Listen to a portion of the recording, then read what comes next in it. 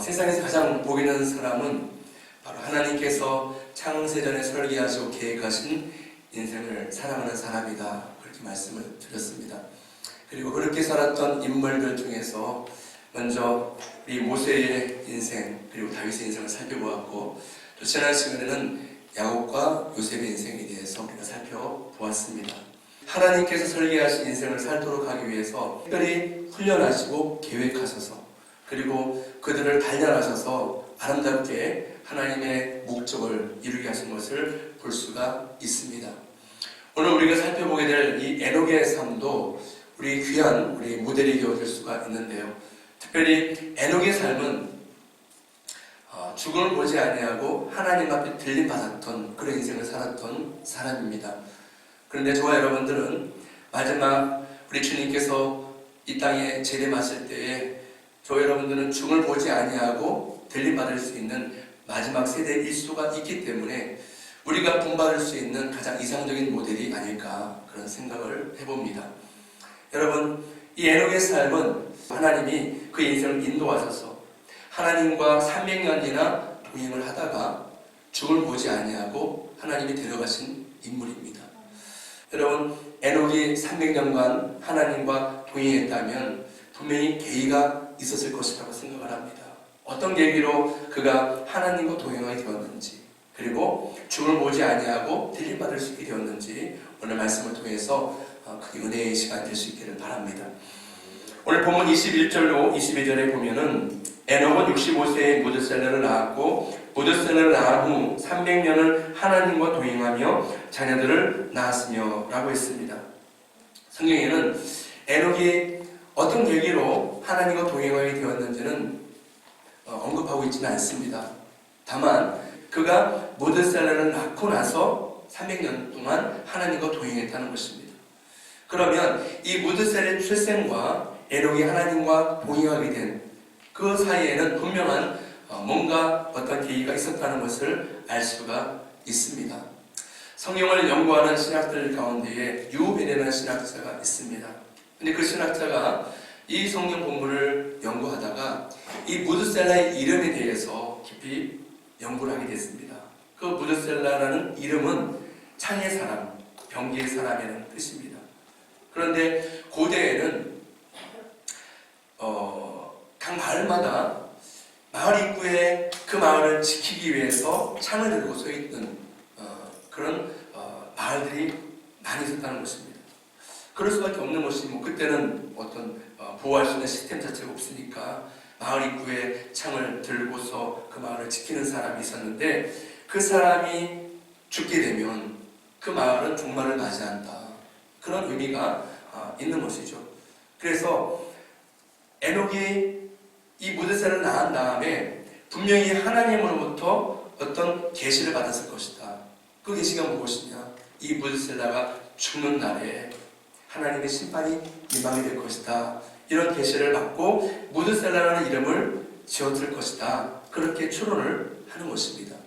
근데 그것이 일리가 있고 또 맞다는 생각이 드는 것이 무엇이냐면, 오늘 창세기 5장 24절 이후에 보면은 에녹이 무드셀라를 낳고 무드셀라가 187세에 라멕을 낳았다고 합니다. 그럼 라멕이 노아를 낳은 나이가 180세, 그리고 노아가 홍수를 맞이할 때가 600세입니다. 그래서 이 나이들을 합산해 보면은 969라는 숫자가 나옵니다. 이것은 무드셀라가 죽은 나이와 일치하는 나이인 것입니다. 정말로 이 무드셀라가 죽는 그 해에 홍수가 시작이 되었고 전 인류의 종말이 왔다는 것을 알 수가 있는 것입니다. 여러분, 이것만 봐도 이 성경이 얼마나 정확한지를 알 수가 있습니다. 우리 하나님께서는 이 무드셀라가 태어났을 때에 그때 에녹에게 이 무드셀라가 죽는 날에 이 세상이 종말이 올 것이다. 그 계시를 받고 나서 그때부터 언제 이제 종말이 올지 모르니까 그때부터 하나님과 동행하며 이 정신을 차리고 신앙생활을 했다는 것을 우리가 알 수가 있는 것입니다. 여러분, 에녹이 300년간 하나님과 동행하다가 결국 하나님께서 이 에녹을 불러가셨습니다. 죽음을 보지 아니하고 데려가신 것이죠. 이것을 통해서 저와 여러분들이 배울 수 있는 교훈은 무엇이냐 하면, 저와 여러분들은 에녹과 같이 죽음을 보지 아니하고 들림받을 수 있는 마지막 세대 가운데 우리는 살고 있습니다. 왜냐하면 주님께서 마지막 징조를 말씀하시고 주님 오실 때가 다 되었다는 것을 말씀하셨는데, 그 징조들이 지금 다 일어나고 있기 때문에 저와 여러분들이 에녹처럼 하나님의 계시를 깨닫고 나서 결단하고 하나님과 동행하는 삶을 살다가 우리 주님을 맞이하는 그런 성도들이 될 수 있다면 저와 여러분은 가장 복 있는 삶을 살 수가 있게 되는 것입니다. 그러므로 우리는 오늘 말씀을 통해서 에녹이 정말 하나님 앞에서 계시를 받고 또 그 계시가 하나님의 심판의 메시지라는 것을 깨달은 다음에 그때 이후부터 하나님과 동행하는 삶을 살다가 죽음 보지 아니하고 하나님이 데려가시는 그런 놀라운 축복을 받게 되었는데, 저와 여러분들도 이 에녹의 삶을 본받아서 그렇게 믿음으로 살다가 하나님 나라에 들어가는 그런 축복을 받을 수 있기를 주님의 이름으로 축원합니다. 우리는 지금 주님께서 예언하신 마지막 때의 징조들이 우리 눈앞에 펼쳐지고 있는 것을 보게 됩니다. 여러분, 예수님께서 많은 마지막 때의 징조들을 말씀하셨는데 그 중에 가장 우리가 키로 삼을 수 있는 징조가 무엇인가 하면 이스라엘 나라가 독립하게 될 것을 말씀하셨다는 것입니다. 여러분 아시다시피 이스라엘은 AD 70년에 로마의 티토 장군에 의해서 멸망한 다음에 그 민족 자체가 완전히 사라져버렸습니다. 사람들이 다 포로로 잡혀가고 또 유배돼 가고 그리고 그들이 다 세계에 흩어지면서 나라 자체가 없어져 버렸어요. 그런데 주님께서 무화과 나무의 비유를 말씀하시면서 무화과 나무 잎이 무성해지는 것을 보거든 인자가 곧 문 앞에 이른 줄 알라 말씀을 하셨습니다. 그런데 이 무화과 나무는 이스라엘을 상징하는 나무입니다. 여기 담겨 있는 의미가 무엇입니까? 바로 이스라엘 나라가 회복이 되어서 그 나라가 강성해지는 것을 보거든 인자가 문 앞에 이른 줄을 알라. 주님께서 마지막 때의 사인으로 이스라엘 나라의 독립을 말씀하셨다는 것입니다. 여러분, 이스라엘 나라가 언제 독립했습니까? 1948년 5월 14일 독립을 했습니다. 그리고 지금은 정말 유대인 나라가 얼마나 강성하게 되었는지 전 세계의 많은 유대인들이 그 나라에 들어가서 경제권도 잡고 또 그들의 영향력을 발휘하고 있는 것들을 보게 되죠. 대표적으로 미국 같은 나라. 여러분, 미국 같은 나라에는 유대인들이 경제권 시작해서 과학이고 경제, 사회, 문화 모든 부분을 다 유대인들이 미국 나라를 다스려나가는 것들을 보게 됩니다. 그 정도로 하나님께서 유대인들을 높여주시고 또 이렇게 축복하시는 것을 볼 수가 있죠. 또 한 가지는 이 알리아 운동을 우리가 예를 들 수 있습니다. 이 알리아 운동이라는 것은 주님께서 이 마지막 때에 이스라엘 나라가 회복이 되면 동서남북에서 이 이스라엘 나라, 이 본토로 자기의 백성들을 불러 모으실 것을 말씀하셨습니다. 전세에 흩어져 있던 그런 유대인들이 다시 본국으로 주님께서 부르실 것이다. 동서남북 부르실 것이다. 근데 지금 한창 이 알리아 운동이 일어나서 전세에 흩어져 있던 유대인들이 속속이 이 이스라엘 본토로 들어오는 것을 보게 됩니다. 그런데 우리 하나님께서는 이 약속의 말씀을 이루시기 위해서 때로는 이런 방법들도 사용을 하십니다.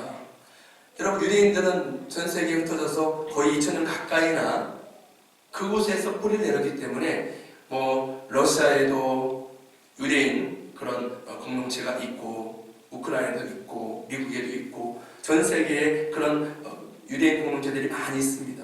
그들은 수세기에 걸쳐서 그곳에서 정착하고 뿌리를 내려왔기 때문에 그 땅을 버리고 삶의 터전을 버리고 이동하는 것, 움직이는 것 쉽지 않습니다.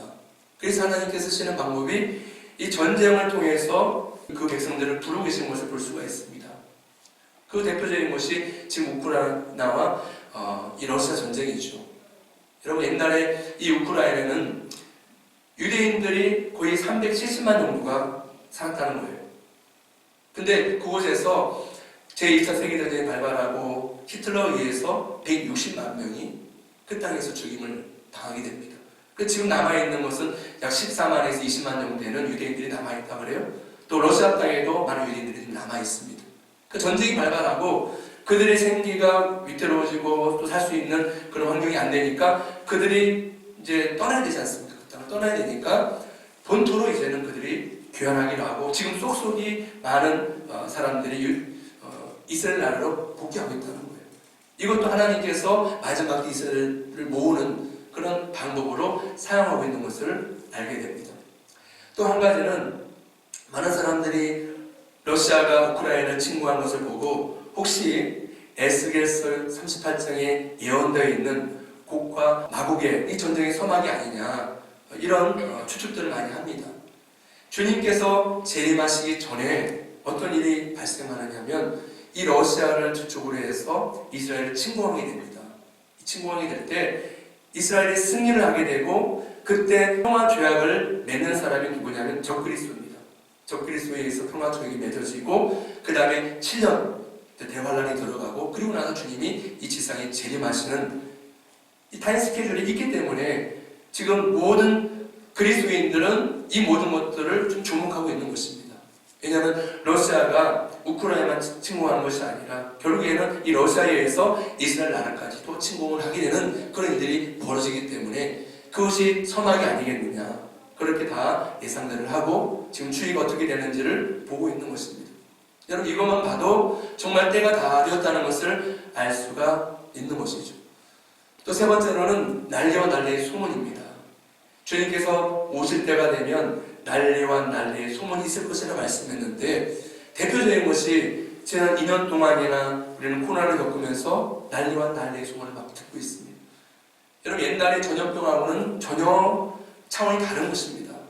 옛날 전염병들이 많이 있었지만 그거는 국지적이었어요.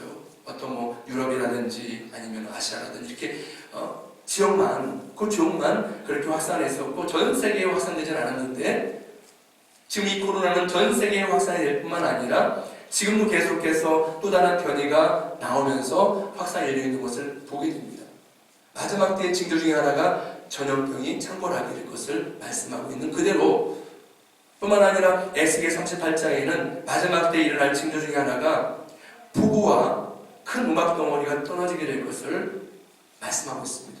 여러분 지금 전 세계에 폭우로 말미암아 얼마나 많은 고통을 당하고 있고 그런 것들이 매스컴을 통해 나오지 않습니까? 특별히 중국 같은 경우에 얼마나 많은 폭우가 일어나고 홍수가 나고 또 정말 여름에 큰 음악 덩어리가 떨어지고 그러면서 많은 사람들이 죽고 재산 피해를 입는 더 나아가서 기근과 지진 이런 것들이 계속해서 창궐하고 있고 우리 대한민국도 몇십 년 전만 해도 이 지진에서 안전한 지대라 했는데 좀 최근에도 우리가 뭐 경주 시작해가지고 뭐 울산이라든지 이 지역에 계속해서 지진이 발생하고 있는 것들을 우리가 소식을 듣고 있습니다. 그리고 전쟁의 소문입니다. 나라가 나라를 대적하고 민족이 민족을 대적하게 일어날 것이다. 여러분 지금 우크라이나와 이 러시아와 같은 경우에도 지금 민족이 민족을 대적하고 나라가 나라를 대적하는 형국이죠. 이런 일들이 계속해서 발생하게 될 것을 성경은 예언하고 있다는 것입니다. 그러니까 주님께서 말씀하신 그 모든 예언의 징조들이 다 하나같이 지금 일어나고 있는 것입니다. 그렇기 때문에 지금이야말로 저와 여러분들이 영적으로 깨어날 때라는 것이죠. 여러분 에녹이 하나님으로부터 무드셀라를 낳고 무드셀라가 죽는 날에 이 세상에 정말이 오게 될 것이라는 소식을 듣고 나서 그때부터 정신을 차렸습니다. 그때부터 깨워서 하나님과 동행하기 시작했습니다. 왜냐하면 이 무드셀라가 언제 죽을지 어떻게 알아요? 그것을 말씀하지 않았기 때문에 언제 죽을지 모르는 겁니다. 주님께서 재림하실 때 말씀하셨지만 언제 재림하실지 우리가 어떻게 압니까? 그날과 그 시는 천사도 모르고 주님도 모른다고 말씀했는데 오직 아버지만 아신다고 말씀하셨는데 그러나 이 모든 일들이 일어나는 것을 보면서 그때가 다 되었다는 것을 우리가 느낄 수는 있습니다. 그러면 저와 여러분들이 어떻게 우리 신앙생활을 해야 되겠습니까? 정말 지혜로운 성도는 지금까지는 내가 게으르고 적당히 신앙생활을 해왔어도 이제부터는 내가 결단하고 하나님 말씀대로 살면서 하나님과 동행하는 삶을 살아야 되겠다. 그렇게 결단하고 살아가는 사람이 정말 지혜로운 사람이고 마지막 때에 주님 나라에 들어갈 수 있는 사람인 줄로 믿습니다. 저는 우리 사랑하는 세종교회 모든 성도들이 이와 같이 지혜로운 성도가 되어서 주님 오시면 한 사람도 남겨있지 아니하고 다 텔림받을 수 있는 그런 축복을 누릴 수 있기를 주님의 이름으로 축원합니다. 그러면 하나님과 동행하는 삶을 살려면 구체적으로 어떻게 해야 할까요? 첫째로 날마다 주님과 대화를 나누며 교제하며 살아야 합니다. 여러분, 동행이라는 뜻이 무슨 뜻일까요? 같이 걷는다는 뜻이죠. 같이 걷는다는 것입니다. 함께 걸어갈 때에, 예를 들면 친구와 함께 걸어갈 때 한마디도 하지 않냐고 그냥 침묵하고 그렇게 걸어간다면 얼마나 그 관계가 서먹서먹하고 삭막하겠습니까? 우리 함께 걷는다는 것은 같이 대화한다는 거예요. 등산갈 때도 같이 걸어갈 때는 대화합니다. 교제합니다. 그리고 그 사람의 여러 가지 얘기를 들으면서 또 조언도 해주고 또 함께 아파하면서 같이 교제하는 것이 동행이라는 뜻입니다. 이 마지막 때에 저와 여러분들이 하나님과 동행하는 삶을 살기 위해서는 우리 주님 앞에 항상 기도로 또 말씀으로 묻고 대화하고 교제하는 삶을 살아가야 한다는 것입니다. 여러분, 저와 여러분들은 주님이 멀리 계신 것이 아니죠. 주님께서 내가 떠나가면 너희를 구하처럼 버려두지 아니하겠다. 내가 다시 와서 너희를 만나겠다 말씀하시면서 보내주신 분이 누구예요? 주님의 영. 바로 보혜사 성령님을 우리에게 보내주셔서 지금은 성령님이 우리 안에 내주하여 계십니다. 이 성령님과 우리는 날마다 교제해야 되는 거예요. 우리가 걸어다니는 곳에 단 한 번도 성령님이 함께하지 않는 것이 없습니다. 그냥 우리 안에 모시고 있기 때문에 우리는 날마다 성령님과 지금 동행하고 있는 중이에요. 근데 단 한마디도 묻지도 않고 또 하나님 뜻을 구하지도 않고 내 뜻대로 내 마음대로 살아간다면 우리 안에 계시는 성령님이 얼마나 슬퍼하시고 얼마나 답답해하시고 또 힘들어하시겠습니까? 그렇잖아요. 여러분, 손님이라고 누군가 모셔놨는데 들어가면서 나가면서 한마디 하도 안 해? 그러면 얼마나 그 손님이 무한하겠습니까? 사랑하는 여러분, 우리는 우리 안에 계신 성령님을 외롭게 두면 안 돼요. 이 성령님은 우리 인생을 도와주시고 우리를 천국까지 안전하게 갈 수 있도록 인도하기 위해서 오신 분이기 때문에 우리는 천국에 들어가는 그 순간까지 보혜사 성령님을 늘 의지하고 성령님께 묻고 성령님의 도우심을 구해야 되는 것입니다. 성령님, 저를 인도해 주세요. 성령님, 저와 함께 해주세요. 성령님, 저를 도와주세요. 제게 지혜를 주세요. 구해야 돼요. 성령님, 이것이 무엇입니까? 하나님의 뜻이 무엇입니까? 이걸 통해서 내게 무엇을 말하기를 원하십니까? 자꾸 물어야 됩니다. 여러분, 물으면 성령님이 반드시 우리에게 말씀하십니다. 또 우리 마음을 감동하십니다. 하나님의 뜻을 깨닫게 하십니다. 여러분, 우리 안에 계신 그 성령님, 그 성령님께서 항상 말씀하시는데 우리는 너무 삶이 분주하고 이 세상의 소리가 너무나도 많기 때문에 분별을 못하고 듣지 못할 때가 많이 있어요. 그러나 성령님께서 우리에게 말씀하실 때는 우리 마음을 주관하세요. 우리 마음을 감동해서 주님의 마음을 느끼도록 하십니다.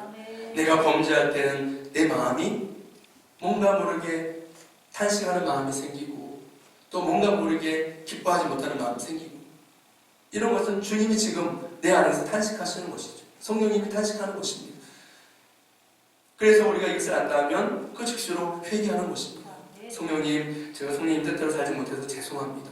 여러분, 우리가 주님과 대화할 때 어떤 특별한 미사여구를 가지고 정말 멋있게 기도해야 되겠다 이럴 필요 없어요. 우리 주님은 우리 안에 계시고 저와 여러분들이 아시기 때문에 내가 슬프게 말을 하고 앞뒤 오고 안 맞고 아니면 실수해도 다 이해하시는 분이세요. 중요한 것은 우리 마음 중심에서부터 성령님을 사랑하고 의지하면서 성령님께 네 마음에 있는 것을 그대로 고하는 것입니다. 아뢰는 거예요. 성령님은 우리에게 다른 거 요구하지 않습니다. 우리 마음의 진실을 원하세요.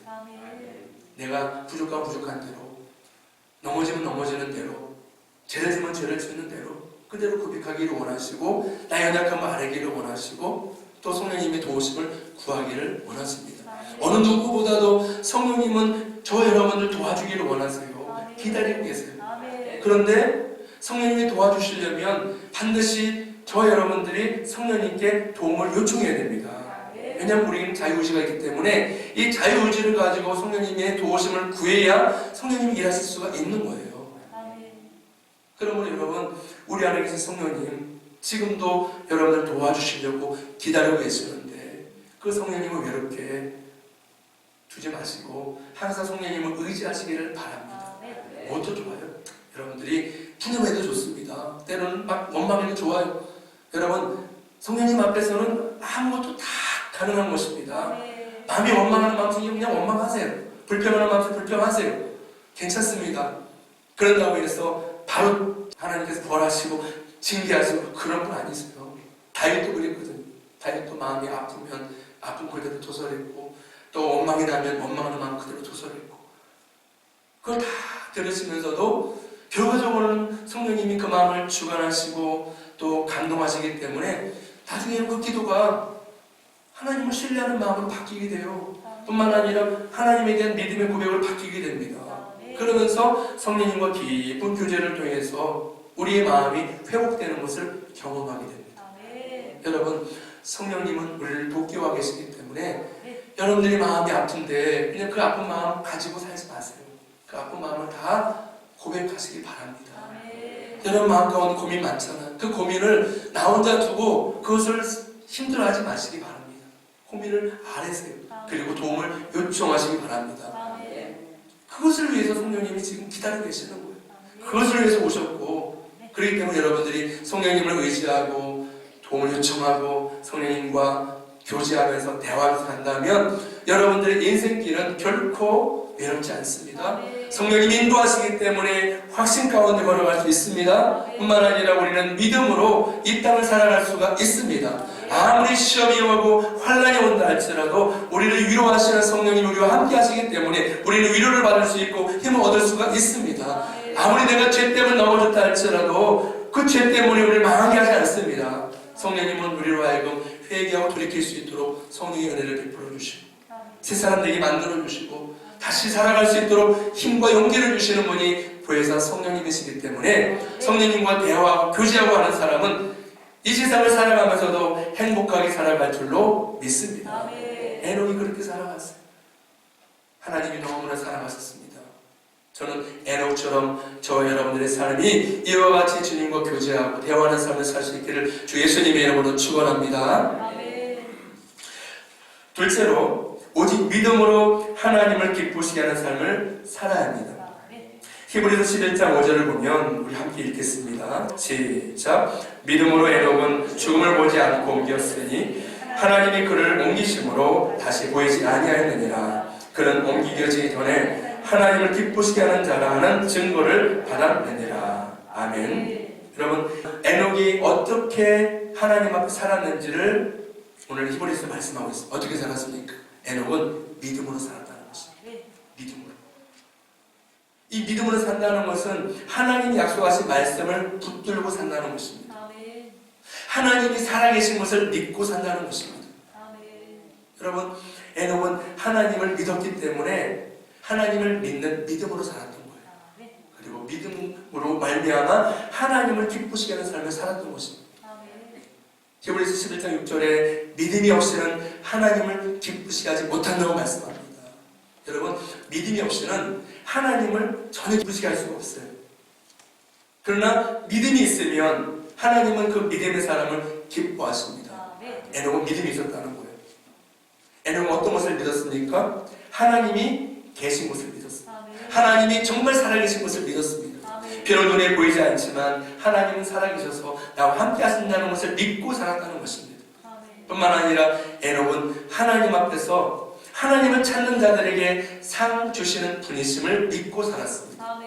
그래서 에녹은 항상 하나님을 찾았습니다. 하나님을 의지했다는 것입니다. 여러분, 저와 여러분들도 하나님이 살아계신 것을 믿고 산다면, 그 살아계신 하나님을 찾으면서 하나님을 의지하며 산다면 하나님을 기쁘시게 하는 그런 인생을 살게 될 줄로 믿습니다. 저는 사랑하는 우리 새로운 모든 성도들이 에녹처럼 오직 믿음으로 기쁘시게 하고 에녹처럼 하나님을 찾고 하나님을 의지하는 가운데에 하나님이 주시는 영육간의 모든 복을 받고 모든 상을 받고 살아갈 수 있는 은혜가 있으시기를 간절히 축원합니다. 지난 주 월요일 날 제가 9년 동안 부목사로 있었던 수영덕교회 원로 목사님인 정국도 목사님께서 하나님의 부르심을 받고 소천하셨습니다. 이 정 목사님의 삶은 한마디로 말하면 오직 믿음으로 살았던 사람이었습니다. 믿음으로 살았던 사람. 마지막 유언도 바로 적당히 살지 말고 확신을 가지고 믿음으로 살라는 것이 마지막 유언이셨습니다. 이 정 목사님께서는 일평생 살아가는 동안에 오직 믿음으로 살았 뿐만 아니라 믿음으로 하나님을 기쁘시게 하는 삶을 살았어요.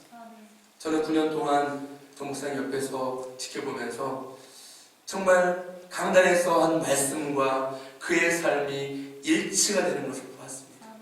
그는 바람대로 살았고 그렇게 마지막까지 하나님을 의지하면서 살았습니다. 정 목사님께서 이제 거의 때가 다 되었을 때에 산소 포화도가 낮아지기 때문에 산소 포화도가 낮아지면 산소가 몸에 공급이 되지 아니해서 이제는 집중력이 떨어지고 또 말도 잘하지 못하는 그런 상태에 오게 됩니다. 그래서 의사 선생님께서 인공호흡기를 해야 될 때가 됐기 때문에 인공호흡기를 하겠느냐, 이것은 이제 연명치료를 하겠느냐 이렇게 물으신 것입니다. 근데 목사님께서는 연명치료하는 것을 거절하시고 하나님의 부르심을 따르겠다 그렇게 말씀하시고 인공호흡기를 하지 않으셨습니다. 물론 했다면 수개월도 살 수 있고 그렇게 되지만 그러나 너무 많은 사람들이 고통을 당할 수 있기 때문에 하나님의 뜻을 따라서 이제 하겠다 그렇게 고백을 하시고 이 마지막 이 순간에 얼마나 산소포도 많이 떨어집니까? 임종하시 3-4시간 전에 자신의 몸을 일으켜달라 말씀하시고 이제 침상에 앉으셔서 성도들을 향해서 또 수영역교회를 향해서 설교를 하시고 또 마지막 유언기도를 하시고 그리고 나서 누우셔서 한 3-4시간 주무시듯이 있다가 소천하셨습니다. 마지막 순간, 그 마지막 순간까지 하나님 말씀을 전하시고 또 유언을 남기시고 그렇게 하나님 부르심 받으셨는데 정말 우리 정 목사님의 생애는 태어날 때부터도 달랐고 또 돌아가실 때까지 오직 믿음으로 끝까지 믿음으로 사시면서 마지막까지 아름다운 본을 보여주시고 가신 것을 보게 됩니다. 저는 정 목사님이 에녹과 같은 삶을 살았다고 생각을 해요. 에녹은 늘 하나님과 동행하는 삶을 사셨는데 항상 정 목사님은 기도로 사셨고 또 항상 하나님께 물으셨습니다. 어려움이 생길 때마다 금식하시고 기도하시면서 하나님의 뜻을 물으면서 한 걸음 한 걸음 그 목회 길을 걸어갔던 것을 보게 됩니다. 아무쪼록 저와 여러분들은 먼저 가신 우리 정 목사님의 그 귀한 믿음, 또 신앙, 그리고 에녹과 같이 하나님과 동행했던 그 삶을 본받아서 하나님 기뻐하시는 그런 삶을 살아갈 수 있기를 주 예수님의 이름으로 축원합니다. 셋째로 죄를 버리고 거룩한 삶을 살아야 합니다. 하나님과 동행하는 사람은 죄를 버리고 거룩한 삶을 살아갈 수밖에 없습니다. 왜냐하면 하나님은 죄가 없는 분이시고 거룩하신 분이시기 때문입니다. 여러분, 에녹이 300년간 하나님과 동행했으니까 얼마나 그 마음이 깨끗하고 성결이 되었겠습니까? 하나님 보실 때 이 에녹이 너무 사랑스러운 거예요. 그리고 너무 사랑스러울 뿐만 아니라 그 안에 있는 죄를 다 버리고 성결되니까 그를 죽음을 보지 아니하고 천국으로 데려가신 것을 보게 됩니다. 여러분, 에녹이 이와 같이 하나님 앞에 부름받았다는 것 자체가 그가 죄의 불에서 완전히 벗어났음을 보여주는 것입니다. 로마서 6장 13절에 죄의 뜻은 사망이라 말씀하셨기 때문에 죄인은 반드시 죽어야 됩니다. 만약에 죄가 있음에도 불구하고 죄인을 살려서 천국에 데려가신다고 하면 이거는 하나님의 공의에 맞지 않는 것입니다. 따라서 이 에녹이 하나님 앞 부름받았던 것 자체가 그가 300년간 살아가면서 열심히 죄를 버리려고 힘쓰고 노력해서 그 본성에 있는 그 죄성, 이 죄성까지 다 버리게 되었다는 것을 의미하는 것입니다. 다시 말해 사탄의 송사를 받지 않을 수 있을 정도로 그렇게 성결되었다는 것을 의미하는 것이죠. 그래서 그는 죽음을 보지 아니하고 하나님 앞에 부름받을 수가 있었던 것입니다. 저와 여러분들도 이제 주님과 함께 동행하는 삶을 살게 되면 저와 여러분들은 에녹 시대와는 또 달라요. 에녹은 여러분 성령 시대가 아니었기 때문에 성령님이 직접 도와주시는 그런 시대는 아닙니다. 그래서 오랜 세월이 걸렸어요. 300년이 걸려서 성결되었어 하는 나라로 들어갔는데, 지금은 성령 시대이기 때문에 우리를 도와주시는 성령님, 또 하나님의 마음이신 성령님이 우리 마음 안에 내주하여 계시기 때문에 이 성령님을 따라 살기만 하면, 성령님의 소용을 따라 순종하기만 하면 우리는 성령님이 일하심으로 말미암아 마음에 있는 비질약을 버리고 온전히 성결되어 갈 수가 있는 것입니다. 그만큼 성결될 수 있는 그 시간이 짧게 걸릴 수 있다는 것이죠. 여러분, 에녹 시대는 300년이 걸려 성결되셨다면 지금은 성령님이 도와주시면 짧은 시간 안에 성결될 수가 있다는 것을 우리가 알아야 됩니다. 다만 성결되기 위해서는 우리의 협조가 필요합니다. 성령님이 일하실 때 우리가 순종하고 협력할 때만이 우리 안에 계신 성령님 일하심을 말미암아 우리 안에 죄를 버릴 수가 있고 점점 성결되어 갈 수가 있고 온전히 성결될 수가 있게 되는 것입니다. 성령님을 우리가 순종하지 아니하면 성령님이 일하실 수가 없어요. 성결되는 것 자체가 내 힘으로 되는 것이 아닙니다. 성령님이 도와주셔야 돼요. 성령님이 일하셔야 되는 것입니다. 내 안에 있는 이 죄성 어떻게 뽑아낼 수 있겠습니까? 안 되는 거예요. 그러나 성령님이 역사하시면, 우리 안에 있는 이 죄를 태워버리시면 우리 몸과 마음을 거룩해 할 수 있고 성결되게 할 수 있고, 더 나아가서 본성에 있는 그 죄성까지도 다 뽑아낼 수 있는 그런 능력이 성령님 안에는 있는 것입니다. 그러면 여러분들, 성령님이 역사하실 때, 감동하실 때 우리는 그 자리에서 회개하면 되는 거예요. 그리고 우리의 죄를 도말하기 위해서 예수님이 거룩한 보혈을 흘리셨기 때문에, 여러분, 에녹은 죽음을 보지 않고 딜림받을 수 있던 것이 그가 열심히 죄를 버리려고 노력하고 회개하는 가운데 성결되었기 때문에 그렇게 될 수 있었지만, 오늘날에는 우리가 성결되어서만이 주님 나라에 딜림받을 수 있는 것이 아닙니다. 지금은 예수님께서 이미 십자가에서 죄의 문제를 완벽하게 해결하셨기 때문에 예수를 믿기만 하면 주님 오실 때 우리는 죽음 보지 아니하고 딜림받을 수 있는 특권이 우리에게 있는 것입니다. 여러분, 저와 여러분들은 성결되어야지만이 죽음 보지 않고 올라가는 것이 아니에요. 이제 죄의 문제는 예수님이 다 해결하셨습니다. 다만 우리는 예수님을 믿기만 하면 그 순간에 저와 여러분들의 모든 죄는 사함받게 되고 깨끗하기 때문에, 그리고 죄를 지을 때마다 예수님의 보혈을 의지해서 회개하면 죄사함 받을 수 있기 때문에 저와 여러분들은 믿음으로 하늘 나라에 들어갈 수가 있게 되는 것입니다. 그러면 이제는 우리가 죄를 지을 때마다 예수님 보혈을 의지하면 돼요. 회개하면 됩니다. 그리고 성령님을 도우심을 구하면 됩니다.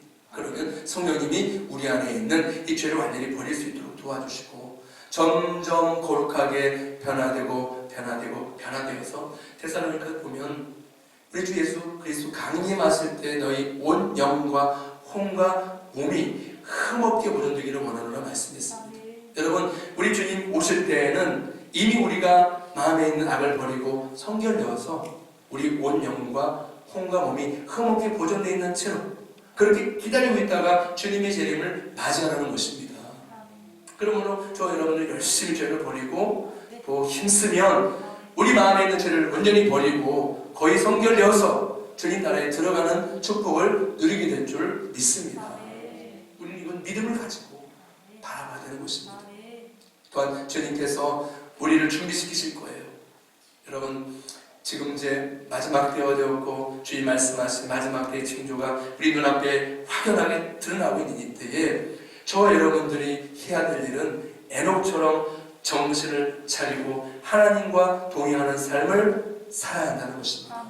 그것이 지혜입니다. 그렇게 살 때에 저와 여러분들은 주님 오시면 딜림받을 수 있는 영광을 누리게 될 것입니다. 아무쪼록 저와 여러분들이 오늘 말씀 마음에 꼭 새기셔서 이제 주님 오실 때 다 되었음을 알고 에녹과 같이 결단하고 하나님과 동행하는 삶을 살기로 다짐하고 그렇게 살다가 죽음을 보지 아니하고 딜림받았던 것처럼 저와 여러분들도 예수님 오실 때까지 오직 믿음으로 살고 또 주님 오실 때까지 열심히 죄를 버리며 살며 오직 주님 오실 때까지 주님과 동행하는 삶을 살다가 죽음을 보지 아니하고 딜림받아서 천국에서 영생 복을 누리는 저와 여러분들 시키는 주 예수님의 이름으로 축원합니다.